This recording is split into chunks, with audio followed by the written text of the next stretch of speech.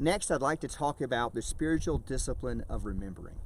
You know, this is not a discipline you're going to find in any other book. I've given you a number of books in the introduction to look at and to research and to review, and they include dozens of disciplines, but you won't find the spiritual discipline of remembering. This is one that we came across through our friendships with John and Patty Seepin and Journey Companions Ministries. They really help us understand how this is an important spiritual discipline that the church really needs to embrace. Look at these words from Psalm 105. Remember the wonders he has done, his miracles, and the judgments he pronounced. The Bible does tell us to take time to remember what God has done for us. And look again at Psalm 106. It says, when our ancestors were in Egypt, they gave no thought to your miracles. They did not remember your many kindnesses, and they rebelled by the sea, the Red Sea. The psalmist implies that God's people rebelled because they failed to remember. Well, we don't want to fail to remember. We want to remember. We want to remember what God has done. And the truth is, we've often forgotten those moments when God showed up because we weren't even aware he was there at the time.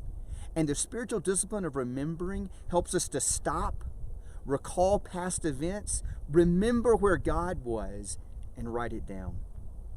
So this is all about the Learning to Love the Master retreat. That retreat is where we practice the spiritual discipline of remembering. I remember the very first one that I went to. I went out and I was in Sonoyta, and it was kind of the high desert, and I went and I sat under a small tree, and I had my first journal. All the pages were blank, and I said, God, I don't know what I'm doing, but help me remember my life beginning at the earliest events. And what happened over the next few hours and the next couple of days really changed my life. And we have learned how to practice this very new, I think, spiritual discipline of remembering. We reflect on past events, and we do this. We ask God to reveal where he was, and then we write down the answer. So it's that simple. We explain this in the retreat itself, but what we learn to do is recall events from our past, ask Jesus, where were you? What were you doing? What were you saying? And then we allow God to speak, and when we do, we write in first person. And it's very, very powerful, and if you've never been, you need to go on the Learning to Love the Master retreat. The next time we offer it, and we've got one coming up soon.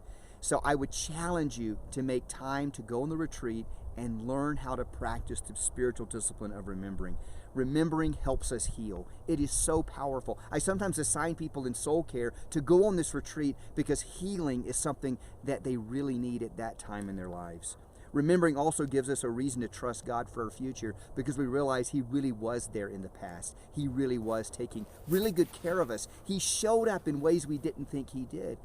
And when we thought there was no one there for us, it turns out God found somebody who would listen to him and pursue us when the people that should have didn't. And that's so important. So here's some practical ideas. Attend Learning to Love the Master every time it's available because you'll just write more stuff in your journal. You're never done. Number 2, continue to add entries to your God journal. Do that on your own. You can pick up your journal right now if you've been to LLM, and you could add an entry to it today. And number 3, go on your own private LLM retreat. You don't have to wait until we offer one.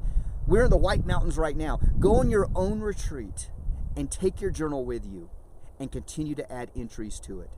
The spiritual discipline of remembering is really important and really encouraging for followers of Jesus.